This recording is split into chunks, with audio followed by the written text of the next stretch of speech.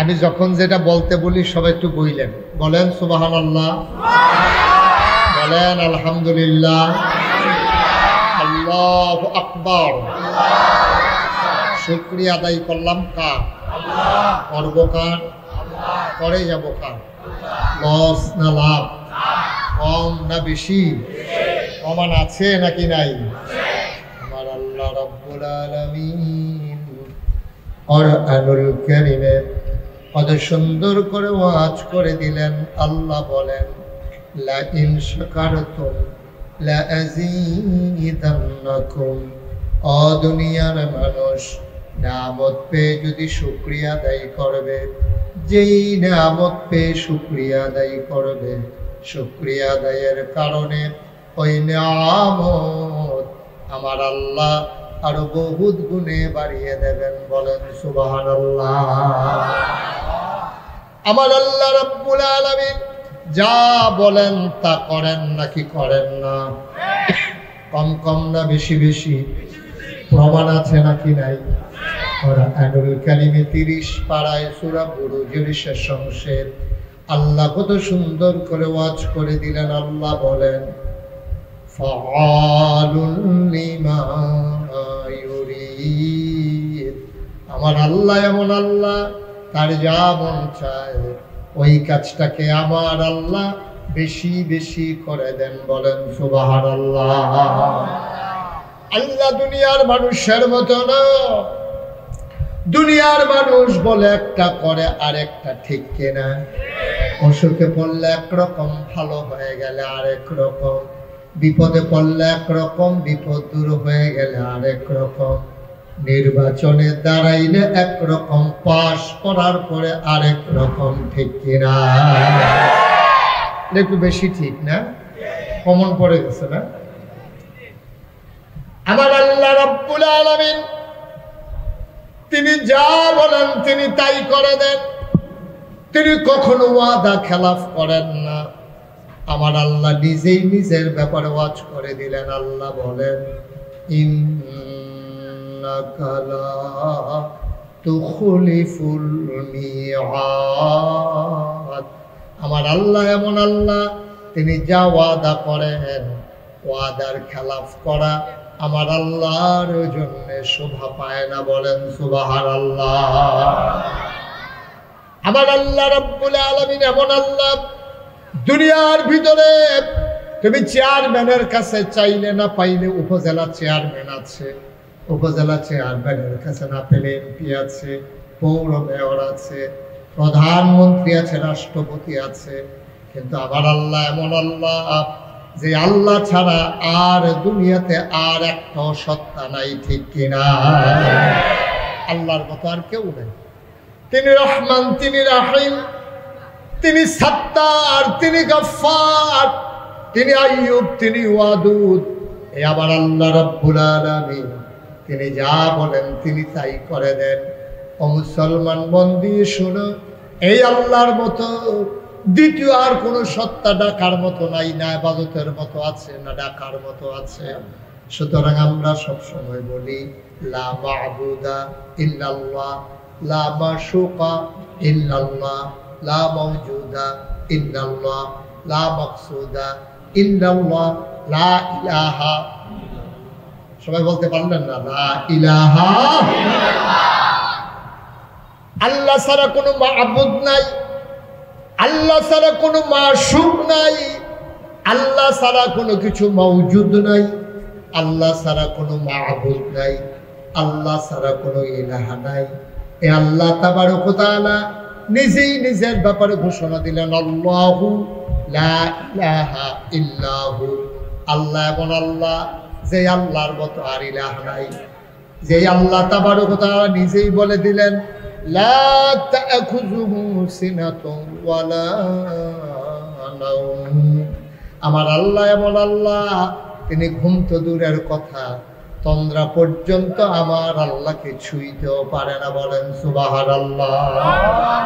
আল্লাহর পরিচয় দিতে গিয়ে আল্লাহ তাবারক ওয়া তাআলা কুরআনুল কারীমে 30 পারা একটা সূরা টোটাল আল্লাহর জন্যই আল্লাহ তাবারক ওয়া তাআলা নাযিল করে দিয়েছেন। আল্লাহ বলছেন, কুল হে নবী আপনি বলে দেন হুয়াল্লাহু আহাদ, আল্লাহ হচ্ছেন এমন আল্লাহ তিনি এক এবং অদ্বিতীয়। বলেন সুবহানাল্লাহ। আল্লাহর সমকক্ষ কেউ নাই এবং তার দ্বিতীয় কেউ নাই, তিনি এক, একক এবং অদ্বিতীয়। কুল হুয়াল্লাহু আহাদ আল্লাহুস সামাদ, আর তিনি হলেন অমুখাপেক্ষী, তিনি কারো মুখাপেক্ষী না। দুনিয়ার মানুষ যত দেখবেন মন্ত্রী হোক, এমপি হোক, আর জগৎ বিখ্যাত রাজা বাদশাহ হোক, এমন একজন মানুষ পাবেন না যিনি অন্যের উপরে মুখাপেক্ষী না। ঠিক কিনা? আপনি যদি একটা যত বড় আপনি মালিক হন, যত কোটিপতি হন, যত টাকার আপনি মালিক হন, যত সম্মানের আপনি অধিকারী হন, যত ক্ষমতার আপনি অধিকারী হন, আপনি কিন্তু এই কারো না কারো মুখাপেক্ষী। আপনার কোটি কোটি টাকা আছে, আপনি যদি বলেন আমি কারো মুখাপেক্ষী না, তাইলে আপনি যে কাপড় পরেন এই কাপড়টা তো আপনি বানান না। এই কাপড়টা এক জায়গা থেকে কেনা লাগে, সেলাই করার জন্য আপনি দর্জির কাছে যাওয়া লাগে, ময়লা হয়ে গেলে ধোয়ার জন্য ধোপার কাছে যাওয়া লাগে, আবার ইস্ত্রি করার জন্য আপনার লন্ড্রিতে যাওয়া লাগে। তাইলে আপনি এক গায়ের পাঞ্জাবি নিয়ে আপনি কত মানুষের কাছে ধরা চিন্তা করে দেবেন। আপনি কিন্তু কখনোই একা একা আপনি একেবারে স্বয়ং সম্পূর্ণ হয়ে দাঁড়াই যাবেন, এই সুযোগ আপনার নেই। আপনি কোনোভাবে না কোনোভাবে মুখাপেক্ষী। আপনি যদি বলেন আমি কারো কাছে যাওয়া লাগে না, তাহলে আপনি যে ভাত খান এই চালগুলা কিনে আনা লাগে, এই চালগুলা কেউ না কেউ রান্না করে দেন, এই চালগুলা রান্না করে ভাত করে দেন।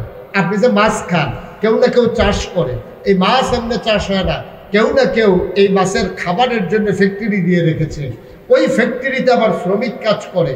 এমন করে সকল ক্ষেত্রে আমরা মানুষের মুখাপেক্ষী, কেউ অমুখাপেক্ষী না, একমাত্র আল্লাহ ছাড়া। ঠিক কিনা বলেন?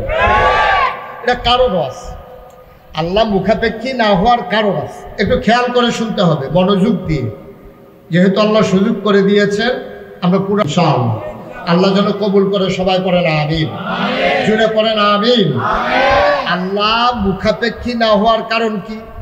এখন আপনি কাপড় পরতে গেলে না আপনি দোকানে যাওয়া লাগে, কাপড় সেলাই করতে গেলে না আপনার টেইলারের কাছে যাওয়া লাগে। এখন আল্লাহ তো এমন আল্লাহ, তিনি নিজেই বলেছেন তিনি লাম ইয়ালিদ ওয়ালাম ইউলাদ, তিনি কারো থেকে জন্ম নেন নাই, তিনি কাউকে জন্ম দেন নাই। সুবহানাল্লাহ বলবেন না? জোরে বলেন সুবহানাল্লাহ। তো তিনি তার খাওয়া লাগে না। এই ছেলেরা, এই দুইটা ছেলে খুব বিরক্ত করতেছে, এই তোমরা দুইজন বিরক্ত করবা না, চুপ করে তাকাই থাকো, ভালো না লাগলে আস্তে করে উঠে যাবা, মাহফিলের পরিবেশ নষ্ট করবা না। বলেন আলহামদুলিল্লাহ। যেই কথাটুকুন বলতেছিলাম, এত নড়াচড়া করো না, পড়তেছো তুমি এখন হাতখানার ফলাফল পড়তে পড়তে এমন অভ্যাস হয়েছে, ভাত খাইতে লইল নলা ফিসি দিয়া যাই, লড়ে যে বেশি তো মনে করছে সামনে মাথা তো গিয়ে রয়েছে পিছে, বইয়া রয়েছে হুদুদি লড়ো গিয়ে। বলেন আলহামদুলিল্লাহ, জোরে বলেন আলহামদুলিল্লাহ। তো যেই কথাটুকুন বলতেছিলাম, আল্লাহ তাবারক ওয়া তাআলা হচ্ছেন এমন আল্লাহ, তিনি কারো থেকে জন্ম নেন নাই, অর্থাৎ ওনার আব্বা আম্মা নাই। সুবহানাল্লাহ বলবেন না? আবার তিনি কাউকে জন্ম দেনও না।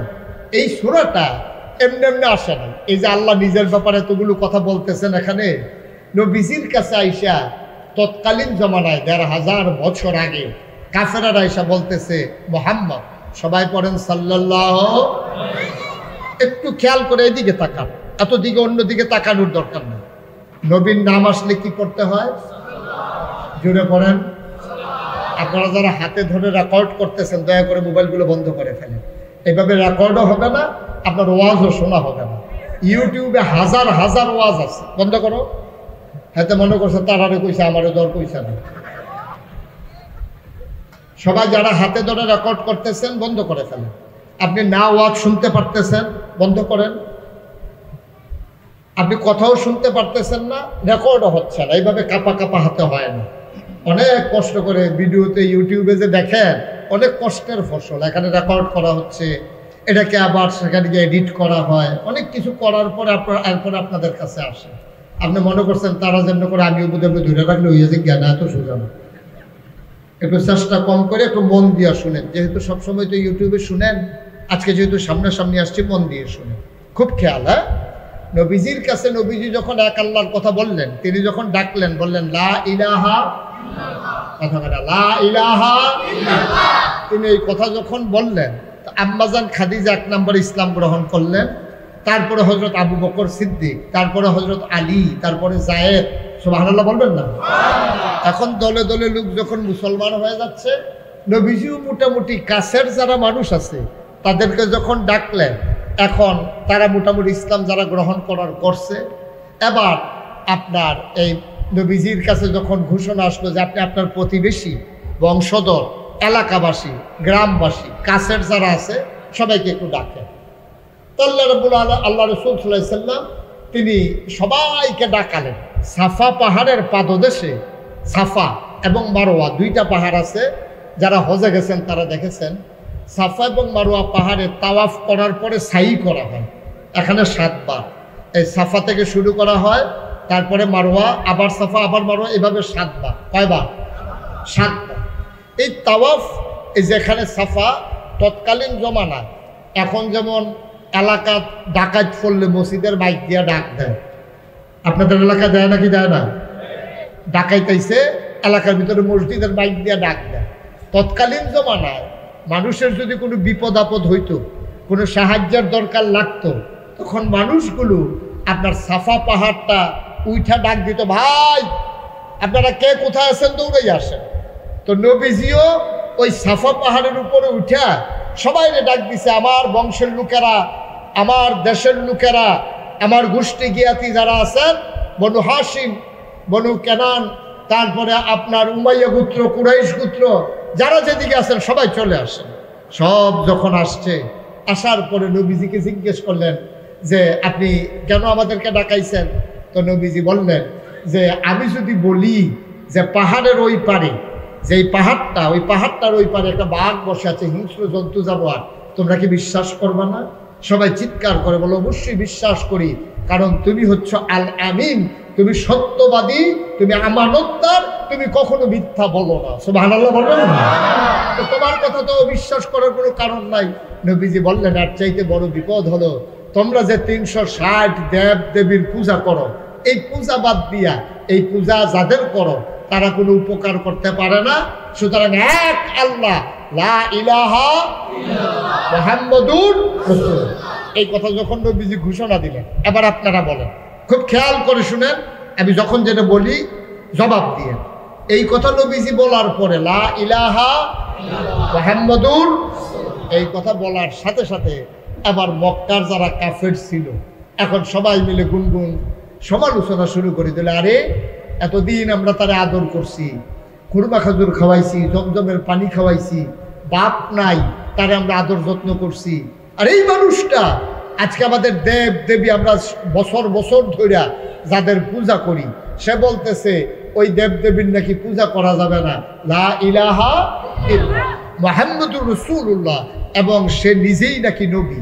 এখন আবু জেহেল, আবুল আহাব তারা চিন্তা করলো, আমরা তো ওর চাচা, টাকা পয়সাও ভালো, ছেলে মেয়ে আছে, বয়সও হয়েছে, তো ও নবী হয়ে যায়, আর আমি আবু জেহেল, আমি আবুল আহাব রে আল্লাহ দেখানে হেরে খুঁজে বাইর করছে, আর লোক বিচারা পায় নাই, সে নবী। এখন মক্কার মানুষগুলো সবাই নবীর উপরে আক্রমণ করতে চাইল। এর ভিতরে কাফেরদের যিনি তখন নেতা ছিলেন, কাফেরদের যে সংসদ ছিল তার নাম হলো দারুন নাদওয়া, আর সেটার যিনি প্রধান ছিলেন তার নাম ছিল আবু জাহেল।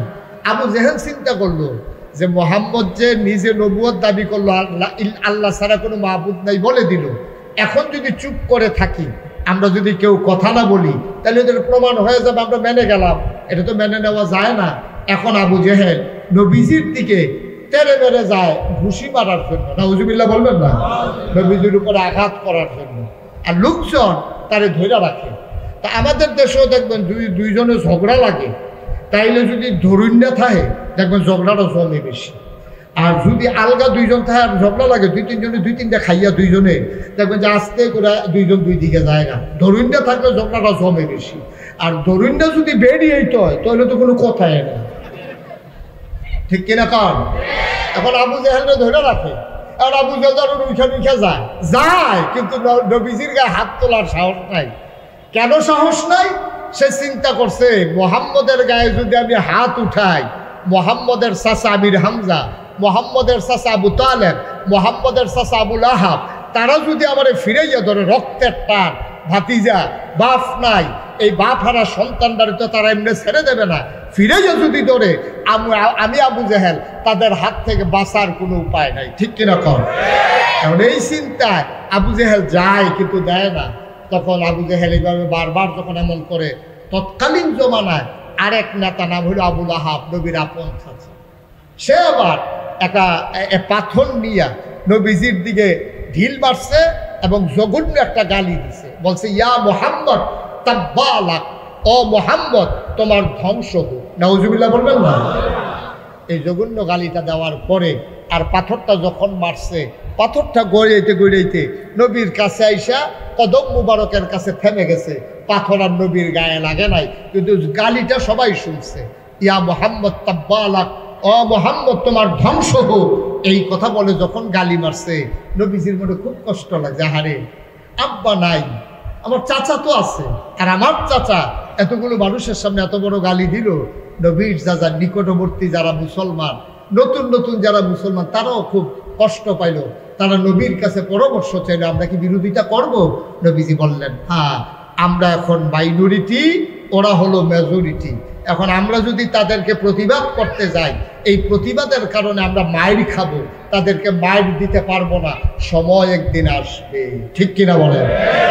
এই বাংলাদেশে এমন একটা সময় অতিবাহিত হয়েছে, ইমামগুলো মসজিদের ভিতরে খুতবা দিতে পারে না, স্পষ্ট করে। এই বাংলাদেশে ওলামায়ে কেরাম যখন ওয়াজ করতে আসে, ওয়াজ হুজুর ওয়াজ করবে, এর আগে হুজুর এক ঘন্টা ওয়াজ করে। ঠিক কিনা বলো? এই কথা বলা যাবে, ওই কথা বলা যাবে না, এই কথা বলা যাবে।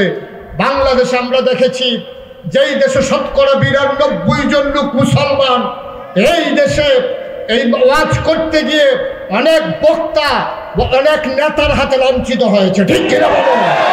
ওয়াজ করতে দেওয়া হয় নাই, পুস্টার হয়েছে, প্রচার হয়ে গেছে, ১৪৪ দ্বারা জারি করে বক্তাকে থামিয়ে দেওয়া হয়েছে।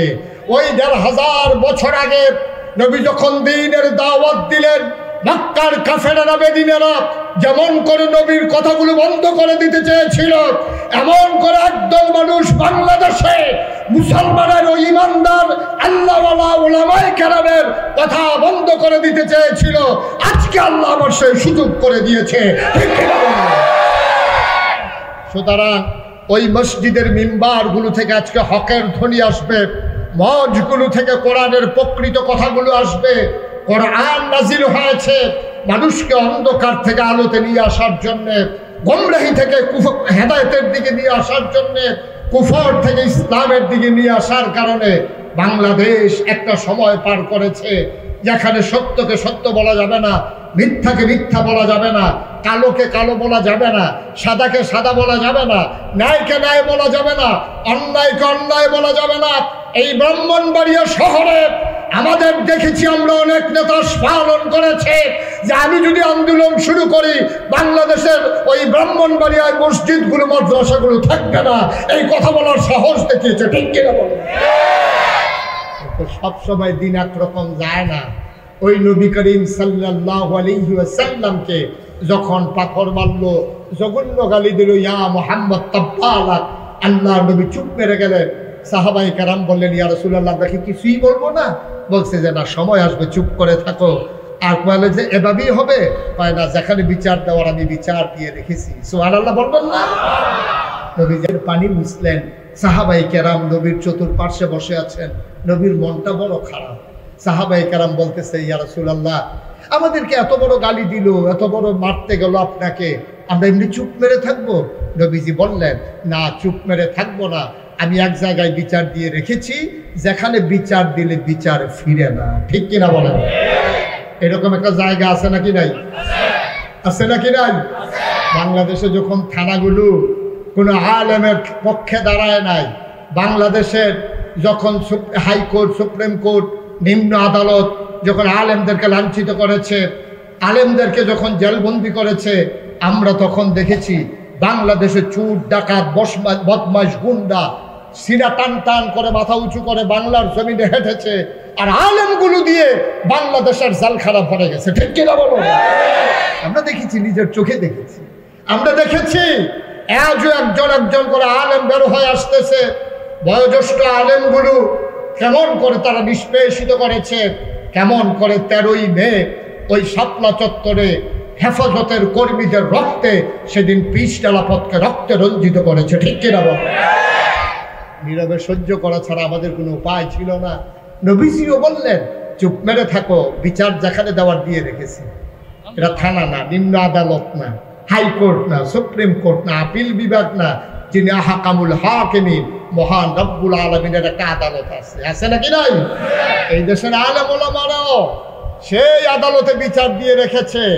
মুরব্বী আলেমেরা জায়নামাজ ভিজিয়েছে মসজিদের ভেতরে, সাজদায় দিয়ে কেঁদেছে, কারণ তারা জানে নবীজি বলেছেন, লা হিজাবা বাইনাহু ওয়া বাইনাল্লাহ, ওই মাজলুমের সাথে আর আল্লাহর সাথে কোনো পর্দা নাই। ডাক দিতে দেরি, কবুল হতে দেরি নাই। ঠিক কিনা বল?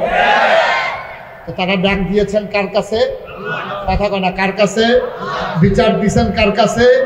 তো হুজুররা এটা পাইলো কই যে আল্লাহর কাছে যে বিচার দেওয়া লাগে? এটা পাইছে নবীজির কাছে। ঠিক কিনা বলো? নবীজি এটাই করছে, চুপ করে বসে আছে। বলছে যে, ইয়া রাসূলুল্লাহ, বিচার কি দেওয়া হয়ে গেছে? কয় হ্যাঁ, বিচার দিয়ে রেখেছি আল্লাহর দরবারে। এখন বিচার তো দেওয়া হয়ে গেছে। নবী চুপ মেরে আছে, সবাই মিলে বসে আছে। ওই দিক দিয়ে কাফের বেদিনেরা মজা মারতে আছে। আবু লাহাব তার কর্মী বাহিনীরে বলতে আছে, এই মোহাম্মদ রে যে ঢিল মারছিলাম এটা কেমন হয়েছে? ভাই সাহেব, বরাবর তো গেছিল, কিন্তু শক্তি কম। এটা দুধ ডিম খান না, দুধ মুধ খাইয়েন, তাইলে এটা শক্তি হইব। আপনি ঢিল মারছেন, এটা তো ফায়ার কাছে গিয়ে থাইমা গেছে, গায়ে তো আর লাগে নাই। কই দিছিলাম তো জোরে, আগ হইল না কি লেগে, এটাও তো বুঝলাম না। এরকম আলাপ সালাপ চলতে আছে। এর ভিতরে হঠাৎ করে নবীজির কাছে সালাম দিলে। নবী বললেন, ওয়ালাইকুম আসসালাম। সাহাবায়ে কেরাম তো বুঝলেন না কাকে সালাম দেওয়া হলো। নবীজির কাছে জিবরাইল কানের কাছে এসে সালাম দিয়ে দিলেন, আসসালাতু ওয়াসসালামু আলাইকা ইয়া রাসূলুল্লাহ, আসসালাতু ওয়াসসালামু আলাইকা ইয়া হাবিবাল্লাহ, আসসালাতু ওয়াসসালামু আলাইকা ইয়া শাফিয়াল মুজনুবিন, আসসালাতু ওয়াসসালামু আলাইকা ইয়া রাহমাতাল লিল আলামিন। সুবহানাল্লাহ বলবেন না? আল্লাহর নবী বললেন, ওয়া আলাইকুম আসসালাম। সাহাবায়ে কেরাম চমকে উঠলেন, তারা থমকে দাঁড়ালেন, তারা আশ্চর্যান্বিত হয়ে গেলেন। নবী কার সালামের জবাব দিলেন? কাউকে তো দেখি না। হঠাৎ করে নবী মুচকি হাসলেন, সাহাবায়ে কেরামকে বললেন, তোমরা জানতে চেয়েছিলে আমাকে যে ঢিল মারা হলো, গালিগালাজ করা হলো, আমি বিচার দিয়েছি কিনা জানতে চেয়েছিলে। বিচার আমি জায়গা মতো দিয়ে রেখেছিলাম। জবাব চলে আসছে আহকামুল হাকিমিন, আল্লাহর দরবার থেকে। আল্লাহ তাবারক ওয়া তাআলা এবার জিবরাইলের মাধ্যমে নবীর কানে কানে বলে দিলেন। জিবরাইল বলেন, ইয়া রাসূলুল্লাহ, আপনি কি আল্লাহর দরবারে কোনো বিচার দিয়েছিলেন নাকি? আল্লাহর নবী কয়, হ্যাঁ, ওই আবু জাহেল আবু লাহাব যখন আমাকে ধ্বংস করতে চাইল, আমাকে যখন বলল, ইয়া মুহাম্মদ তাব্বালা, আমি নবীর আল্লাহর দরবারে বিচার দিয়েছিলাম। এবার জিবরাইল আলাইহিস সালাম এসে কয়, আপনার বিচারের রায় আল্লাহ পাঠিয়ে দিয়েছে। সবাই ঘুমাই গেছেন না? এইরকম একটা কথা সুবহানাল্লাহ না কইলে এত ভালো জায়গা পাইবেন কখন আপনারা? এদিকে ঘুরে বানাবেছে একটা ঘুরান, এত দিকে চাইয়েন না, আমার দিকে চাইয়া থাকে। আমি তো আপনার দিকে চাই, আমি দেখি এদিকে চাইয়া রয়েছেন, তো ওই চাইতাম। আমিন কর, জুড়ে কর। জিবরাইল আইসা কয়, হ্যাঁ রাসূল, আল্লাহ রাসূল, আপনি কি আল্লাহর কাছে কোনো বিচার দিছিলেন? কয় যে, হ, বিচার তো একটা দিছিলাম। কি হয়েছে? রায় তো আল্লাহ পাঠাই দিছে। সুবহানাল্লাহ বলবেন না? রায় চলে আসছে তো তাড়াতাড়ি। কয়, হ্যাঁ, এটা দ্রুত আদালত, ট্রাইব্যুনাল, এখনো দেরি নাই। রায় লগে লগে বা রাতের 3টার সময় ট্রাইব্যুনালে বিচার হয়ে যায়। কয়, কি বিচার আসছে? জবাব কি আসছে? এই জবাবটা আমরা সবাই জানি। হ্যাঁ, সবাই মিলে আমরা পড়ি। কোরআনে ঢোকার আগে মারদুদ শয়তান থেকে ফেটে হচ্ছে, যিনি রহমান যিনি রহিম, তার নামে চলো শুরু করি, সবাই পড়ি। আউযু বিল্লাহি মিনাশ শাইতানির রাজীম। বিসমিল্লাহির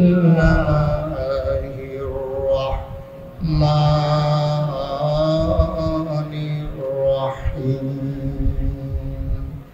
তাব্বাত ইয়াদা أبي لهب وتب ما أغنى عنه ماله وما كسب سيصلى نارا ذات لهب وامرأته حمالة الحطب في جيدها حبل من مسد সুবহানাল্লাহ।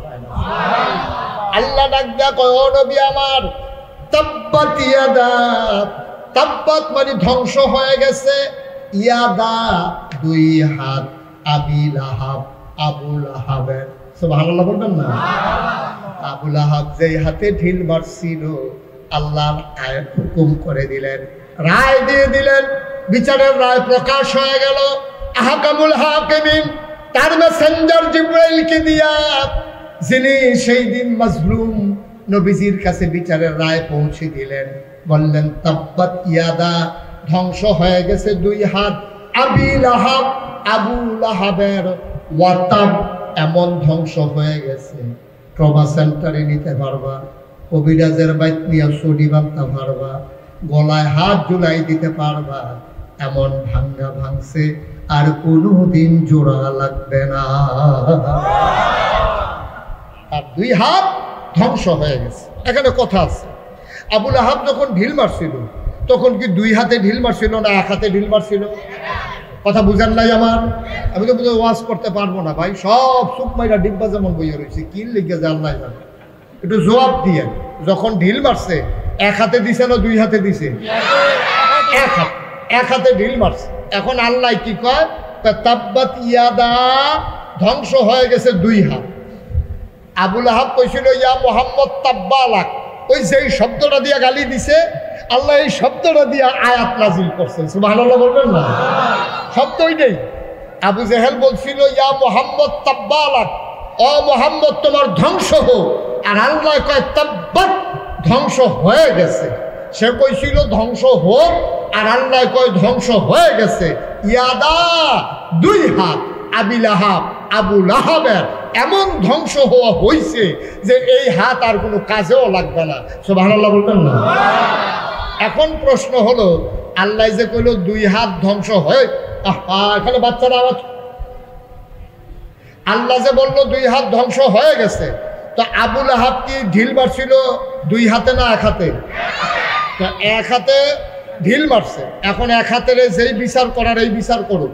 আল্লাহ দুই হাতের বিচার করবে কেন? ঢিল মারছে এক হাতে, বিচার করবো দুই হাতের, এটা কারণ নাকি? মুফাসসিরিনে কেরাম কয়, তোমরার মতো বুঝ লইয়া আল্লাহ চলে না। আল্লাহর একটা আলগা বুঝ আছে, আছে নাকি নাই? আল্লাহ যা বুঝে আমরা কি তা বুঝি? বুঝেন? আল্লাহ তাবারক ওয়া তাআলা বুঝ করে কইছে দুই হাত ধ্বংস হোক। কারণ হচ্ছে মুফাসসিরিনে কেরাম কয়, যখন কোনো মানুষ ঢিল মারে, দেখবেন এই বাংলাদেশে যখন ক্রিকেট খেলে, ক্রিকেট খেলার সময় যে বোলার, সে যখন বল করে অনেক দূরে চইলা যায়, দূরে চইলা তখন একটা হাতে বলটা ধরে রাখে, আর এক হাত শৈলের লোকে গামছা দিয়ে বান্ধা লয়, কথা নাকি দড়ি দিয়ে বান্ধা লয় না? যেহেতু বল করবো এক হাতে, হেই হাতের কি দরকার? এটা কি বান্ধা লয়? তাইলে সে করে কি, এক হাতে বলটা লইয়া আর এক হাতে দুনো হাত ঘুরাইতে ঘুরাইতে ঘুরাইতে ঘুরাইতে এরপরে গিয়া বলটা করে। তাইলে বোঝা গেল বল করে এক হাতে, হেইও কয় আরেক হাতে। ঠিক কিনা কও? তাইলে এই জন্য একটা কোনো দোষী না। আবু লাহাবের ঢিল মারছে এক হাতে, আর এই হাতে জোর জুগাইছে, এই জন্য আল্লাহ কইছে তাব্বাত ইয়াদা, ধ্বংস হয়ে গেছে দুই হাত। সুবহানাল্লাহ বলবেন না? যদিও দুই হাতে ঢিল মারছে না, কিন্তু এক হাতে ঢিল মারার ক্ষেত্রে এই হাতের ভূমিকা আছে। যদিও হাতে দুই হাতে বল করছে না, কিন্তু বল করছে এক হাতে, আর এক হাতে আপনি ঘুরে ঘুরে ঘুরে ঘুরে গিয়া সেটা, এরপরে আপনার গিয়া সেটা বল করে। তাইলে মাছ ধরুন্নার যেই বাঘ, ডুলারা হুন্নারও হেই বাঘ, ইটাতে উন্নার যেই বাঘ, হেইও কউন্নারও হেই বাঘ। এর লেগে আল্লাহ কইছে দুই হাত ধ্বংস হয়ে গেছে। সুবহানাল্লাহ বলবেন না? আল্লাহ কথা কয় কম, আল্লাহ বুঝাই বেশি। আল্লাহ বাচ্চাটারে বসন্ত,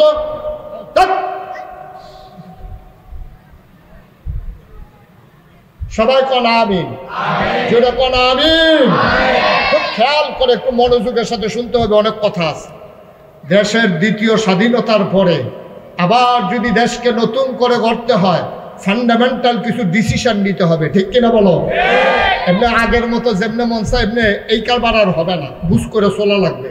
নাইলে স্বাধীনতা অর্জন করা কঠিন, ধরে রাখা অনেক, স্বাধীনতা অর্জন করা সহজ, ধরে রাখা অনেক কঠিন, ঠিক কিনা বলো?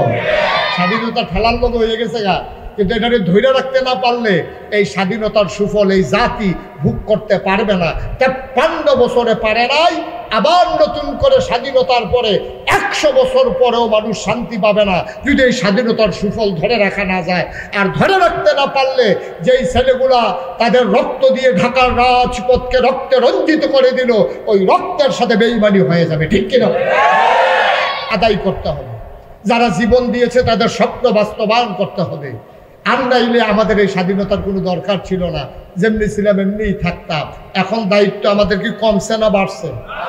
কথা বলে না, কমছে না বাড়ছে? অনেক বেশি বাড়ছে, অনেক বেশি বাড়ছে। এতদিন উনি হাইটা হাইটা কয় যে আমি যদি মাদ্রাসার প্রিন্সিপাল হইতা, দেখলি কত আরামে, প্রিন্সিপাল হইলে তো আর কোনো কাজ নাই, আরামে ঘুমাইলাম। তখন উনি প্রিন্সিপাল হয়ে আসার পরে দারোয়ানে আইয়া কয় গেটের একটা তালা লাগবে, বাবুরসি আইয়া কয় বাজার হলো হইছে না, রান্ধনীয় কয় লাকড়ি ভিজা হুঙ্গা লাকড়ি আইছে না। এখন হাতে মনে মনে কয় প্রিন্সিপাল, ওনার আগে মনে করছিলাম প্রিন্সিপাল হইলে উঠতে ঘুমাইলাম, তখন দিদি ঘুমেরতে ডাক দিয়া তুললাম। দায়িত্ব কি কমে না বাড়ে? দায়িত্ব বাড়ে, এটা বোঝা লাগবে আমাদের। মনে করছে যে প্রিন্সিপাল সাহেব হুদা খালি বইয়ে না থাকে, টেহা আইছে 1000 আইনা দিছে দারোয়ানের কাছে, হয়তো আপনার যারা শিক্ষক আছে কর্মচারী আছে সবাই ভাগ করে নিয়ে। এখন প্রিন্সিপাল হুজুরে কয় ঠিক আছে সবাই আসো, তো সবাই ডাক দিয়া দারোয়ানরে কইছে তুমি ভাগ ভাগ করো, কেমনে করলে ভালো হয়। দারোয়ানে কয় হুজুর হিসাবে 1000 ফুরাটায় আমি ফানা ভাগ করতে আছে হাতে। তুমি ফানা কেমনে? আরে আমি আপনার সাইয়া রাহি কেন আপনারা আছেন, না তো মরে গেলেন তো। এই গেটটা যে আমি কেমনে সাইয়া রাহি এটা আমি না জানি, হিসাবে আমি পাও না। এখন দারোয়ানের বুঝ মতো মনে করছে আমি পাও না, ঘন্টা ফিটিন না কয় এই যে ক্লাস 2 হয় আমি ফিটা না দিল হুজুর মাগরিব পর্যন্ত বইয়েই থাকলো। এখন দারোয়ানে মনে করতেছে হেতে ফানা, ঘন্টা ফিটিন না মনে করে হেতে ফানা, বাবুরসি কইতে আছে আমি রান্না না দিলে তো আপনার রাখাই মরণ লাগলো, 1000 হিসাবে 1000 টাকা আমি ফানা। শেষ পর্যন্ত দেখছে যে প্রিন্সিপালের পকেট হেতান দিলে টেহা দেওয়া লাগবে, ঠিক কিনা কও? দূর থেকে কথা বলা সহজ, হিসাব এই কথাকে কাজে লাগানো বড় কঠিন, ঠিক কিনা বলেন? কথা বলা ঠিক কিনা? খুব খেয়াল করে শুনতে হবে। এখন নবীজি আল্লাহ তাবারক ওয়া তাআলা কি কইল? তাব্বাত ইয়াদা আবি লাহাবিন ওয়া তাব। ওই আবু লাহাবের 2 হাত ধ্বংস হয়ে গেছে, এমন ধ্বংস এটা আর কোনোদিন কাজে লাগবে না। এখন আমরা তো কইছি যে আল্লাহ এটা তো ঠিক করছে না, এটা দিছে 1 হাতে, এখন 2 হাতের দুষ্ট হইল কি? এই কথা বললে আমরা মনে করছি যে আল্লাহ একটু বোধহয় কেমন জানি করে লাইছে। বিষয়টা এমন না, আল্লাহ কথা কয় কম, আল্লাহ বুঝায় বেশি। যদিও আল্লাহ বলছে 2 হাত ধ্বংস হয়ে গেছে, মুফাসসিরিনে কয় 2 হাত মানে 2 হাত না, 2 হাতের ভিতরে আছে আরো 6 হাত, মোট 8 হাত আবু লাহাবের ধ্বংস হয়ে গেছে। কয় হাত? কথা বলে কয় হাত? মানুষের হাতে আছে 2 হাত। আপনি যদি কোন হুজুর 8 হাত পাইলেন তো বুঝাইয়া কইতে আসি, আমি কইয়া যাবো আপনার একটু গন্ডা চাইয়া না 8টা হয় কিনা। এবার আবার শুরু ইনশাল্লাহ। হ্যাঁ, ডাইন হাত সবাই বলেন, ডাইন হাত। আপনার দরকার কয়টা? কথা বলে কয়টা দরকার? আমি তো 8টা বলছি, 8টা পাওয়া লাগবে তো। ডাইন হাত, আরে জুড়ে কন সবাই মিলে আমরা গন্ডা দেখি 8টা হয় কিনা। ডাইন হাত, বাম হাত, দুনিয়া আখেরাত। কথা হয়েছিল আমি কয়াম আপনারা গণবেন, তা আপনারা আমার লগে লগে কইলে আর গণে গেলা। ডাইন হাত, বাম হাত, দুনিয়া আখেরাত, ছেলে মেয়ে বউ মিলাইয়া করেছে ফার্স্ট, এরপর হইল সম্পদ। নাউজুবিল্লাহ কথা না, জোরে কথা নাউজুবিল্লাহ। তাইলে ডাইন হাত, বাম হাত, দুনিয়া আখেরাত, ছেলে মেয়ে এবং সম্পদ, এই 6 হাত। আমি 8টা বলছিলাম, 6 হাত। আল্লাহ কইছে 2 হাত, ভিতরে আছে 6 হাত। সুবহানাল্লাহ বলবেন না? ডাইনা তো শেষ, বামা তো শেষ, দুনিয়াও শেষ, আখেরাতও শেষ, ছেলে মেয়েও বউও শেষ, তার সম্পদও শেষ। তো তার আর আছে কি? তেদো না। যার এই 6টা জিনিস নাই তার আর থাকে কি কর? তার আর কিছু আছে না? কথা বলে তার আর কিছু আছে? তার ডাইনা তো নাই, একটা মানুষের ডাইনা তো নাই, বামা তো নাই, দুনিয়াও শেষ, আখেরাতও শেষ, ছেলে মেয়ে বউ নাই, তার সম্পদও নাই, দেখো আমিও নাই, তার আর কোনো কিছু দরকার নাই। এই 6টা জিনিস আল্লাহ তাবারক ওয়া তাআলা নির্ধারণ করে দিয়েছেন, তার আর এই 6টা জিনিস কোনো কাজে লাগবে না। তাব্বাত ইয়াদা, ধ্বংস হয়ে গেছে তার 2 হাত, ভিতরে আছে 6 হাত, এই 6টা জিনিস কোনো কাজে লাগবে না। যারা আল্লাহর নাফরমানি করে, যারা নবীর দুশ্মনী করে, ইসলামের সাথে যারা টক্কর দিতে চায়, তারা যুগে যুগে এই আবু লাহাবের মতো ওই তাদের সবকিছু ধ্বংস হয়ে যাবে। ঠিক কিনা বলো? তার প্রমাণ আছে নাকি নাই? তার প্রমাণ আছে নাকি নাই? আমরা আলেম ওলামারা খুব খেয়াল করেন, আমরা আলেম ওলামারা আমরা কিন্তু সম্পদের ভাগ চাই নাই, আমরা কোনো মন্ত্রী হওয়ার জন্যও চাই নাই, আমরা এমপি হওয়ার জন্যও চাই নাই। আমরা চাইছিলাম আমাদের দ্বীনের মারকাজগুলো ঠিক থাকুক, আমাদের আদর্শের উপরে আঘাত পড়ে এমন কাজগুলো বন্ধ করে দেওয়া হোক। আমরা চাইছিলাম মূর্তি পূজার নামে, মূর্তির নামে মূর্তি পূজা বন্ধ করা হোক। আমরা চেয়েছিলাম প্রাণ ভরে বাংলার মুসলমান দ্বীনি দায়িত্ব পালন করতে পারে সেই সুযোগ করে দেওয়া হোক। আমরা ক্ষমতার বাদ চাই নাই, কিন্তু যখন আমরা যা আল্লাহর হুকুমকে পালন করতে চেয়েছিলাম, এইটার উপরে যারা বাধা হয়ে দাঁড়িয়েছে, আল্লাহ তাবারক ওয়া তাআলা তাদের ডান হাত বাম হাত, দুনিয়া আখিরাত, সম্পদ সন্তান এবং সব কিছু তার বরবাদ করে দিয়েছে। ঠিক কিনা বলো? রান্না করা খাবারগুলো পর্যন্ত আল্লাহ তাদেরকে খাইতে দেয় না। আমরা শিক্ষা গ্রহণ করি না। যুগে যুগে আল্লাহর দুশ্মন যারা, ইসলামের যারা দুশ্মন, তাদের উপরে এইরকম গেছে, কিন্তু আমরা বুঝি নাই, আমরা পোড়া কপাল, আমরা এই শিক্ষা গ্রহণ করি না। আজকে থেকে আমাদেরকে শিক্ষা গ্রহণ করা লাগবে। আরে মিয়া, আপনি ব্যক্তিগতভাবে আমার বিরোধিতা করেন, ব্যক্তিগতভাবে ওনার বিরোধিতা করেন, এটা হলো এক জিনিস, আর ইসলামের কারণে আপনার বিরোধিতা এটা আরেক জিনিস, সেটা আল্লাহ বরদাস্ত করেন না। ঠিক কিনা বলেন? ব্যক্তিগত বিরোধ এক জিনিস, আর ধর্ম নিয়ে বাড়াবাড়ি হলো আরেক জিনিস। সব কিছুতে কথা বলা যায় না, সব কিছুতে হাত দেওয়া যায় না। হাত দিতে গেলে হাত আর হাত থাকে না, হাত পুড়ে যায়, ধ্বংস হয়ে যায়। এই আয়াত কিন্তু এই বর্তমান জমানায় নাজিল হয় নাই, আয়াত নাজিল হয়েছে ১৫০০ বছর আগে। যুগে যুগে যারাই বাড়াবাড়ি করেছে তাদের জন্য যেন আয়াতটা নতুন করে নাজিল হয়েছে এমন প্রমাণ হয়। ঠিক কিনা বলো? এখন আল্লাহ যে বললেন তার সবকিছু ধ্বংস হয়ে যাবে, এখন কি ধ্বংস হইল এটা আমাদের জানার একটু দরকার আছে নাকি নাই? আল্লাহ তো কইছে তার 6টা জিনিস থাকবে না। এখন দেখি শুরু হয়েছে কি দিয়া? আল্লাহ কই শুরু করলাম তার বউয়েরই দিয়া। তার কারে দিয়া? বউয়েরই দিয়া শুরু হইব। ঘরে দিয়া যদি আগুন লাগাই যেমন যায়, তে মনে করলো সবসময় খোলার উপরে উত্তর দিচ্ছে, বাইরে বেঁধে উল্টাই নিয়ে এসে আল্লাহ আগুন লাগাই দিছে ঘরে দিয়া। আবু লাহাবের বউটা ছিল জঘন্য খারাপ। জঘন্য না নগণ্য? না কথা কেন? নগণ্য না জঘন্য? জঘন্য খারাপ ছিল আবু লাহাবের বউ। বাংলাদেশেও দেখবেন এইরকম গ্রাম অঞ্চল থেকে শুরু করে রাষ্ট্রের সর্বোচ্চ পর্যায় পর্যন্ত এমন অনেক মহিলা আছে যাদের জ্বালায় সবাই অতিষ্ঠ। ঠিক কিনা কম? আবু লাহাবের বউটা ছিল সাংঘাতিক খারাপ, সাংঘাতিক খারাপ। খারাপ কারে কই? ওই খারাপ। আবু লাহাবের বউ যখন নবীজি কইছে লা ইলাহা ইল্লাল্লাহ মুহাম্মাদুর, আবু লাহাবের বউ ওই দিন রাত্রেই রাগ হয়েছে। হ্যাঁ, আমার স্বামী আবু লাহাব উনি হইল মোহাম্মদের চাচা, মোহাম্মদের বাপ নাই, মোহাম্মদের চাচা হইল আমার স্বামী, টাকা পয়সাও বেশি, দেখতে শুনতেও সুন্দর।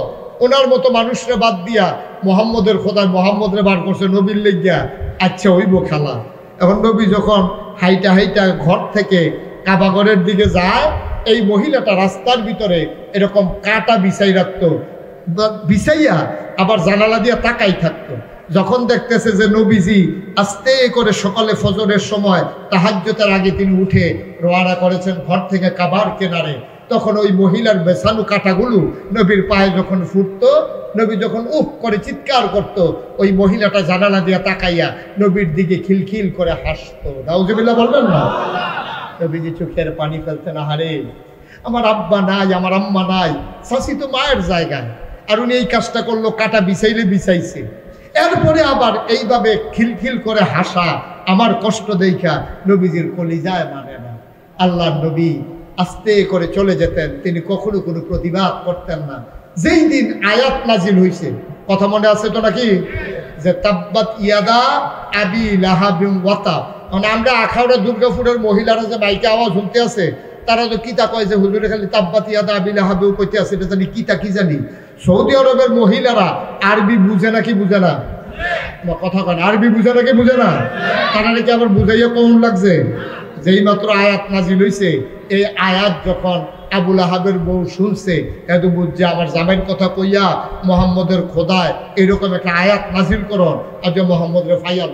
এই বেডি একটা দাও লইয়া আস্তে করে এই মদিনা মক্কার রাস্তা, মদিনা এই রাস্তা মক্কার রাস্তায় রাস্তায় এই মহিলা ঘুরতে আসে। যারেই পাই তার এই জায়গায়, ও মোহাম্মদের দেখছো, বেডির হাতে দাও, চোখগুলা লাল লাল, এরকম চুলগুলো উস্কো খুস্কু এলোমেলো, মহিলাটা পাগলের মতো। যারে পায় তার এই জায়গায় মোহাম্মদ দেখছো? সবাই কয় না মোহাম্মদ তো দেখি নাই। কয় যে ওইদিকে গেছে, গিয়ে দেখে নাই। একবার নবীজি এবং আবু বকর সিদ্দিক সামনাসামনি হাঁটতেছে, এমন সময় আবুল আহাবের বউয়ে আইতে আছে নবীজির উপরে আক্রমণ করার জন্য।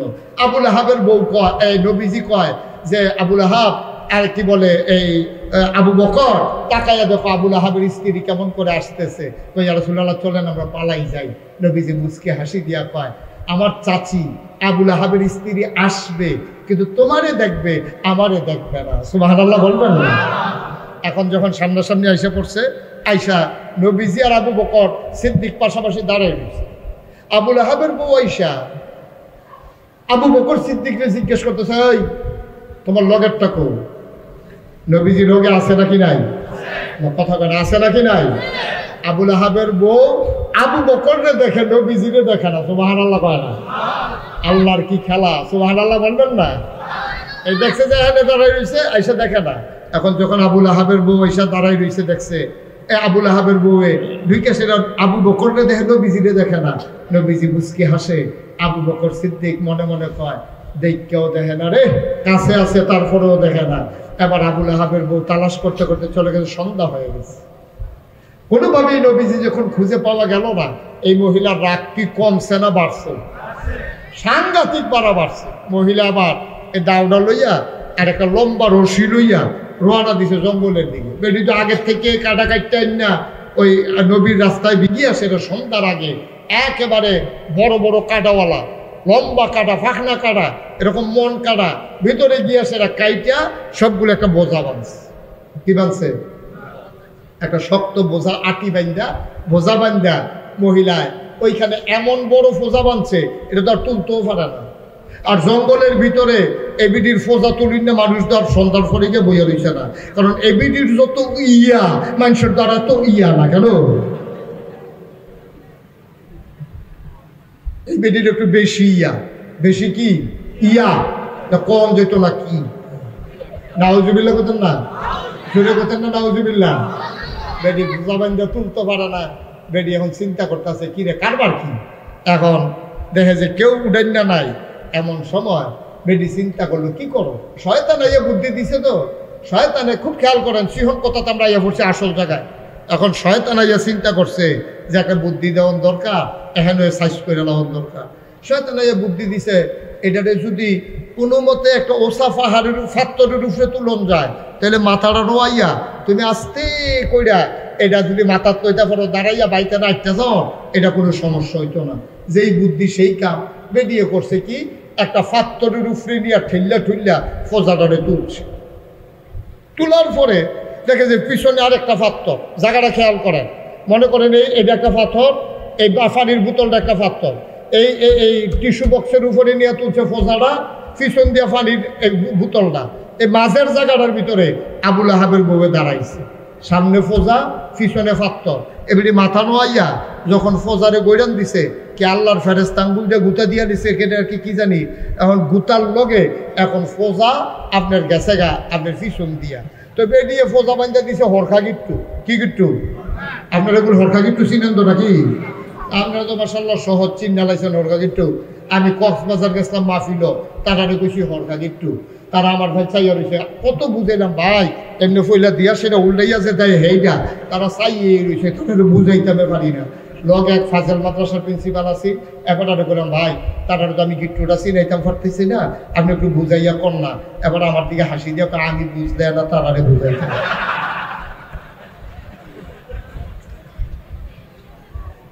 আমি নিজেও তো বুঝছি না তারারে বুঝাই কেমনে, আপনি কইতে থাকেন।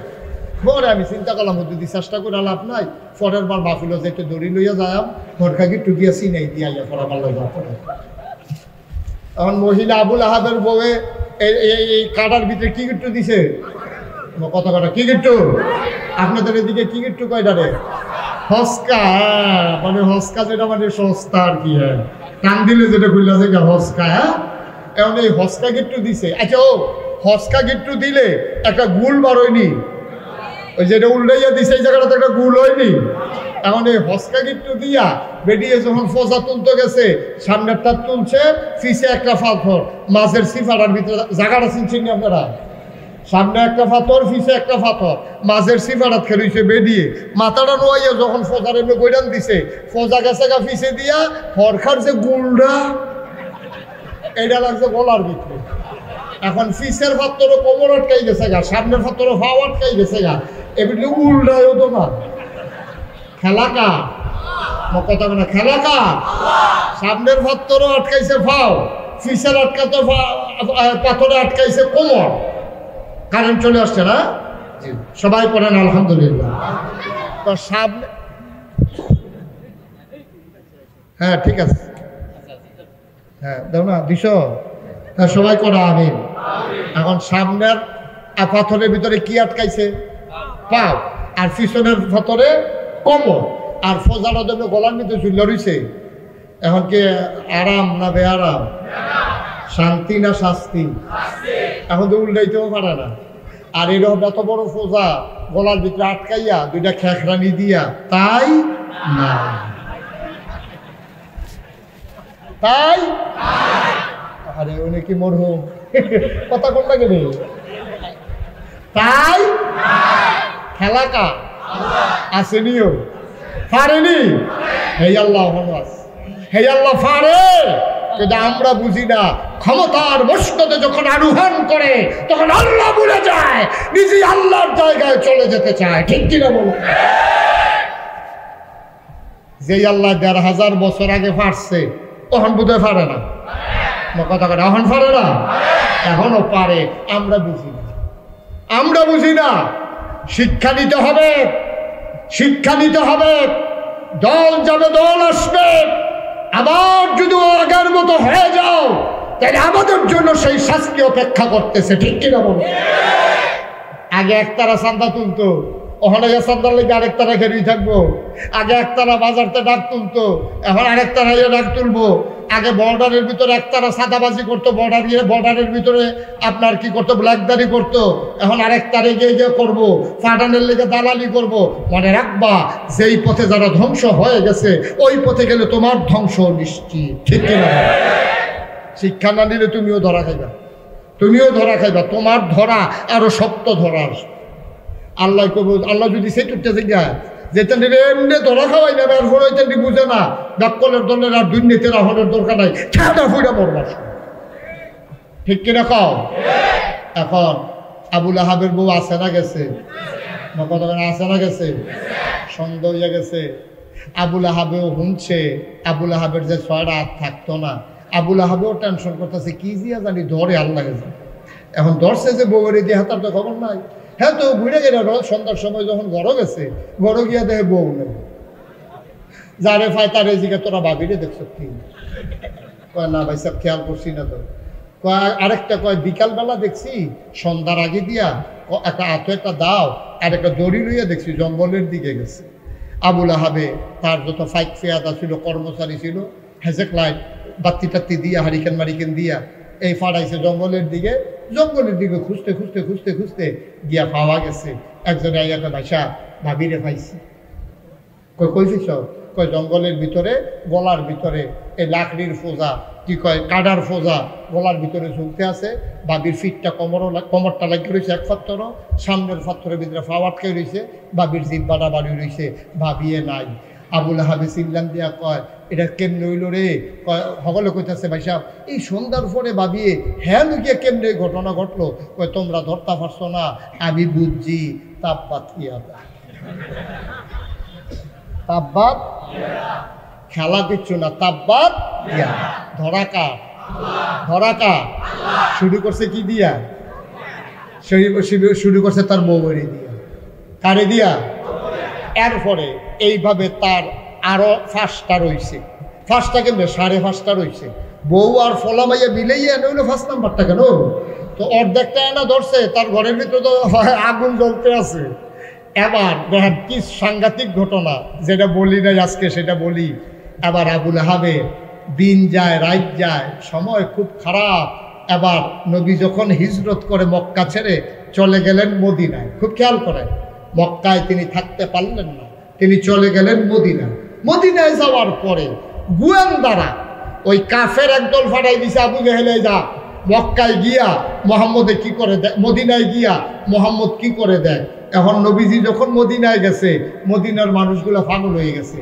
কেউ নবীজির আলগি দিয়ে কুলো তুল্লালা ফলাফাইনে সুইটটা টুকরির ভিতরে লইয়া এই 2 সাইডে দাঁড়াইয়া ফুলের পাপড়িগুলা ছিটাইতে আছে, গান গাইতে আছে। তলা আল বদরু আলাইনা মিন সানিয়াতিল বাদা ওয়াজাবা শুকরু আলাইনা মাদা লিল্লাহ হেদা, এমন করে গান সুবহানাল্লাহ কয় না।